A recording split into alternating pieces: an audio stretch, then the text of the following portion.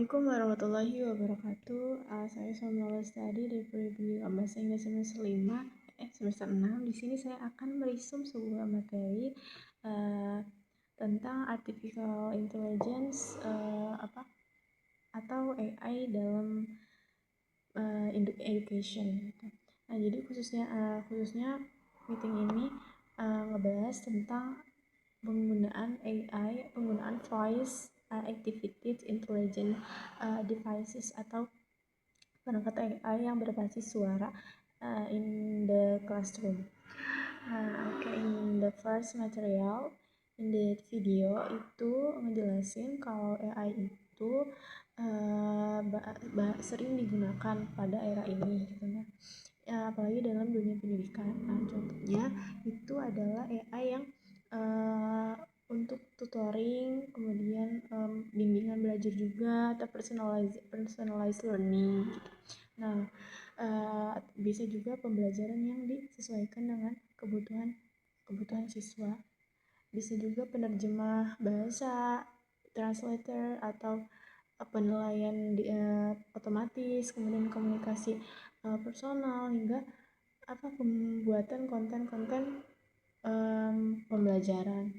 Nah, ada juga berbagai platform yang memanfaatkan AI in the education, seperti Duolingo, kemudian Khan Academy, TED, Quizlet, dan banyak lagi.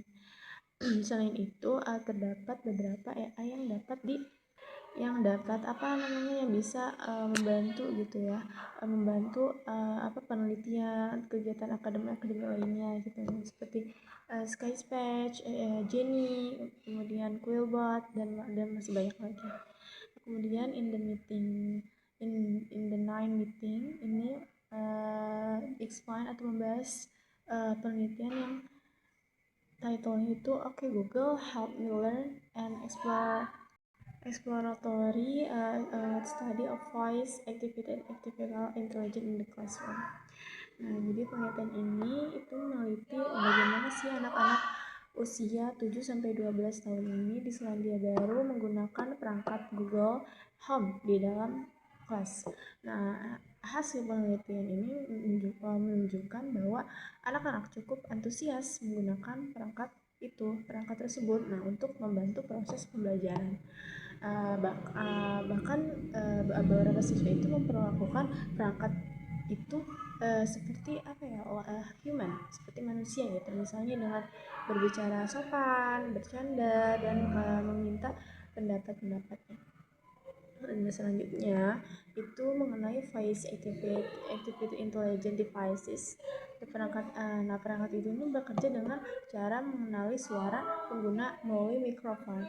Nah, setelah itu teknologi natural language processing atau NLP akan menganalisis ucapan penggunaan untuk memahami maksud dari si pertanyaan atau perintah yang diberikan. Nah, kemudian AI itu akan memproses informasi tersebut gitu, mencari jawaban yang sesuai dengan memberikan respon kepada si user atau pengguna.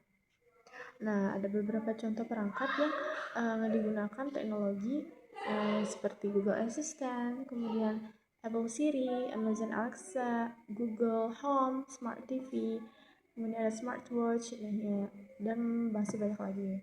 Nah, in the education context, konteks pendidikan, Google Home ini ditempatkan di beberapa kelas selama 6 minggu untuk melihat bagaimana siswa ini memanfaatkan dalam kegiatan belajar mereka.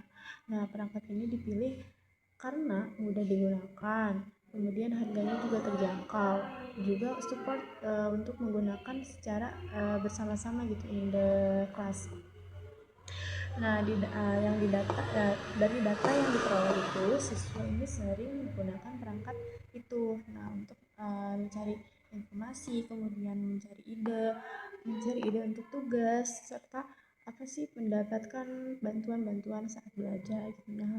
Nah, jadi ini tuh menunjukkan bahwa AI ini dapat menjadi sumber belajar tambahan gitu ya, membantu meningkatkan kemandirian siswa. And the final part of material explain yaitu the step to design AI based teaching and learning activities. Jadi step yang pertama itu ada decide the topic, learning outcomes, student level and teaching method and AI tools. Nah, jadi pada step pertama ini guru nentuin topik yang akan diajar, kemudian tujuan pembelajaran yang apa ingin dicapai, kemudian tingkat kemampuan siswa dan metode pembelajaran yang akan digunakan, serta AI yang sesuai untuk support kegiatan belajar. Kemudian kedua itu ada make lesson plans, kemudian arrange teaching materials and prepare teaching tools. Terus yang ketiga itu ada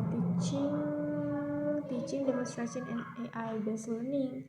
Kemudian step 4 itu ada teaching evaluation and reflective practice. Jadi langkah yang terakhir itu last step itu melakukan evaluation terhadap hasil pembelajaran dan melakukan refleksi untuk mengetahui apa sih yang sudah berjalan dengan baik serta apa yang masih perlu diperbaiki pada pembelajaran selanjutnya atau berikutnya gitu. Mungkin hanya itu yang bisa saya sampaikan, kurang lebihnya mohon maaf. Terima kasih. Wassalamualaikum warahmatullahi wabarakatuh.